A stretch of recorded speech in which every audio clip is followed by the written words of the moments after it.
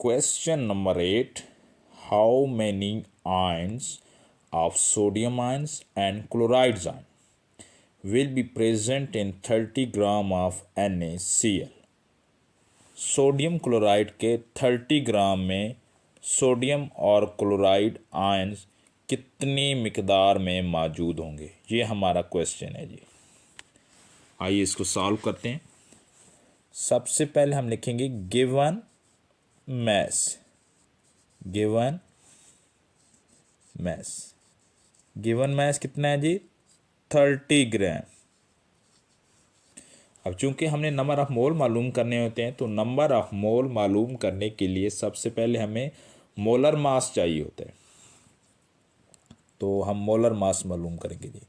Molar mass of NaCl।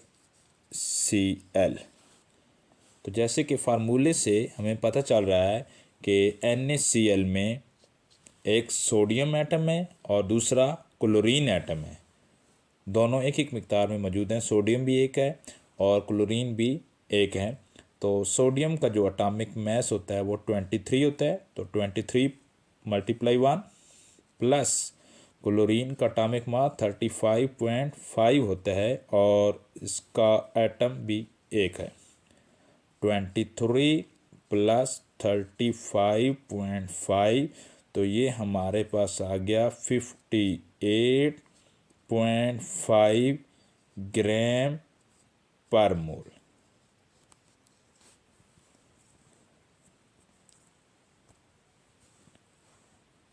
अब हम मालूम करेंगे ये number of mole. Number of moles. Number of moles मालूम करने के लिए हमारे पास फार्मूला है given mass in grams over molar mass. Molar mass हमारे पास जो गिवन मास है वो है 30 ग्राम और मोलर मास हमारे पास आया है 58.5 ग्राम्स पर मोल। ग्राम ग्राम से कैंसिल हो जाएगा और ये मोल की जो पावर है वो माइनस है। ये जब बटे से ऊपर जाएगी तो ये प्लस में चेंज होगी। और 30 डिवाइडेड बाई 58.5, तो इसका आंसर आ जाएगा जी 0.51 मोल।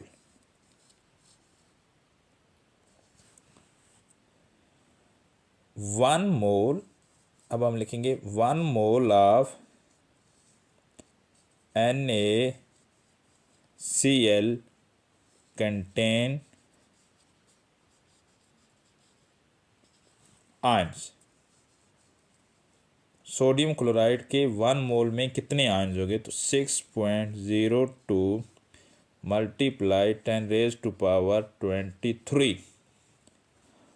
और सोडियम क्लोराइड में एक सोडियम एटम मौजूद है और दूसरा क्लोरीन एटम मौजूद है। एक सोडियम आयन मौजूद है और दूसरा क्लोराइड आयन मौजूद है। तो ये 2 आयन हैं, तो हम मल्टीप्लाई 2 कर देंगे।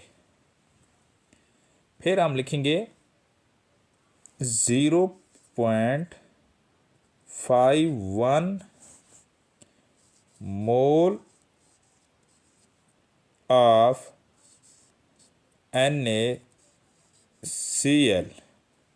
यानी हमारे पास अगर 0.51 मोल हों सोडियम क्लोराइड के, तो उनमें कितने आयंस होंगे? Contain ions. तो 0.51 × 2 × 6.02 × 10⁻23। और जब इस सारे को सॉल्व करेंगे 0.51 × 2 × 6.02, तो ये आ जाएगा जी 6.15 × 10⁻23 आयंस। अब हम इसका रिजल्ट लिखेंगे कि जी रिजल्ट है जी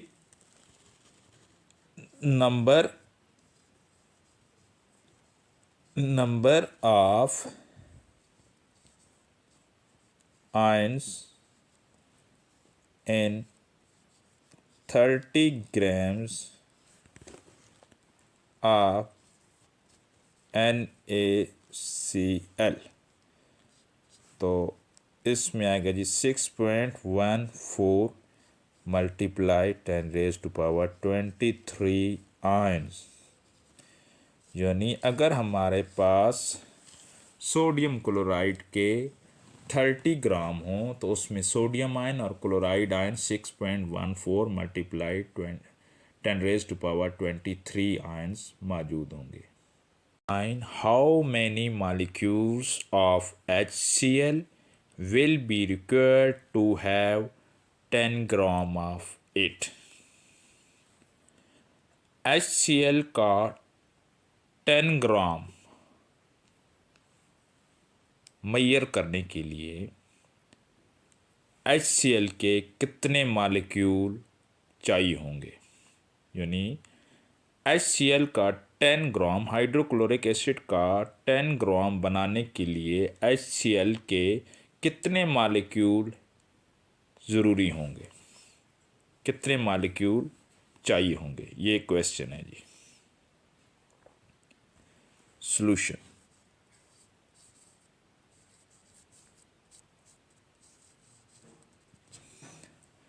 सबसे पहले हम लिखेंगे गिवन मास।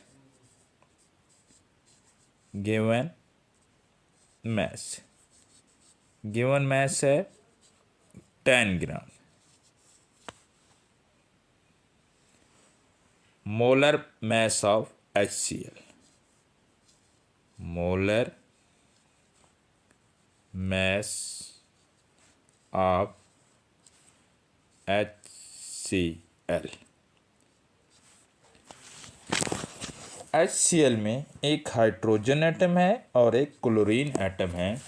तो हाइड्रोजन एटम का मास 1 होता है और इसका एक ही एटम मौजूद है, और क्लोरीन का एटॉमिक मास 35.5 होता है और इसका भी एक एटम मौजूद है।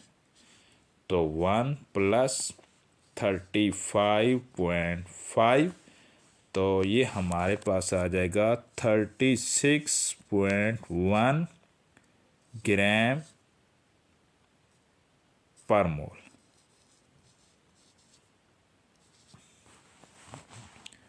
अब हमने नंबर ऑफ मोल मालूम करने हैं, तो हम लिखेंगे नंबर ऑफ मोल्स। इसके लिए फार्मूला है गिवन मास इन grams over molar mass. Molar mass, given mass कितने है जी 10 ग्राम और मोलर मास 36.5 ग्राम्स पर मोल। ग्राम ग्राम से कैंसिल हो जाएगा और ये जो मोल की पावर -1 है ये बटे से के ऊपर जब जाएगी तो ये प्लस में चेंज हो जाएगी। 10 डिवाइडेड बाई 36.5, तो इसका आंसर आ गया 0.2739 मोल।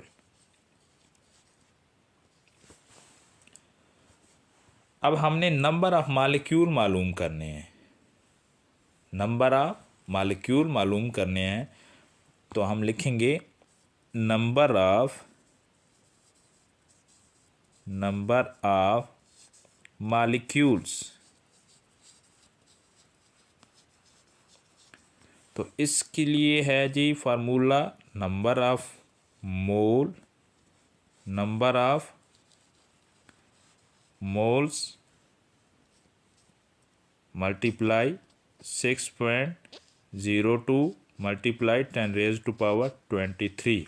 यानी अगर हमारे पास 1 मोल हों तो उसमें कितने एटम होंगे 6.02 मल्टीप्लाई 10⁻23, और हमारे पास कितने मोल हैं जी? हमारे पास मोल हैं 0.2739 मल्टीप्लाई 6.02 मल्टीप्लाई 10⁻23। जब इन दोनों को आपस में हम मल्टीप्लाई करेंगे तो इसका आंसर आ जाता है जी 1.648 multiply 10⁻23 molecules.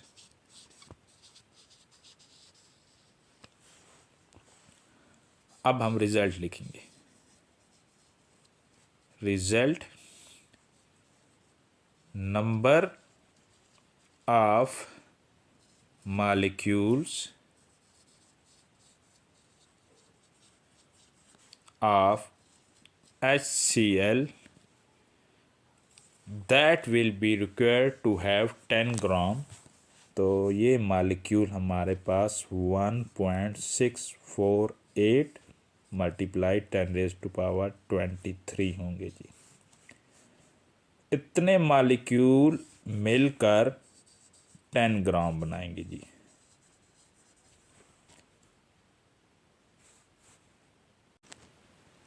Question number 10, how many grams of magnesium will have the same number of atom as 6 grams of carbon.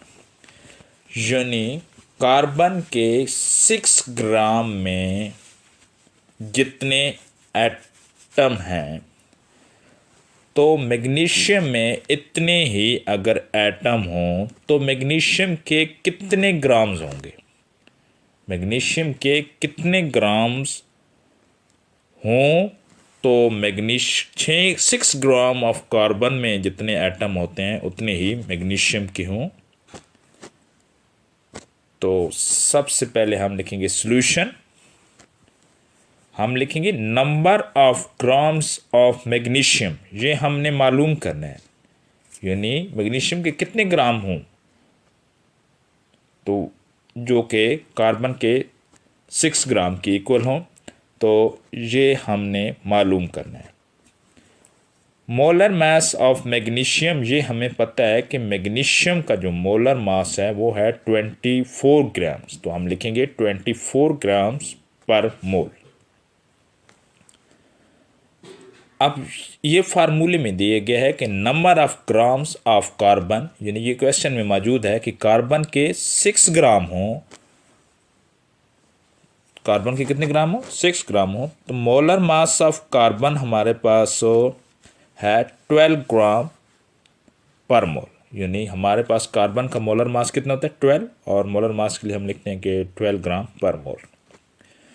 तो ये हमें मालूम है कि 1 mole of any substance contain equal number of particle, यानी अगर हमारे पास कोई भी सब्सटेंस हो और उसका हमारे पास 1 मोल हो तो उसमें जो पार्टिकल होते हैं वो इक्वल मिकदार में होते हैं। कोई भी सब्सटेंस हो और उसका 1 अगर मोल है तो इट्स मीन के नंबर ऑफ पार्टिकल जो है वो सेम है किसी भी सब्सटेंस के।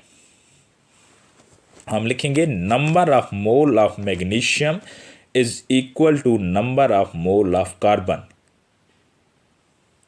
तो मास ऑफ मैग्नीशियम ये हमने मालूम करना है और मोलर मास ऑफ मैग्नीशियम 24 है।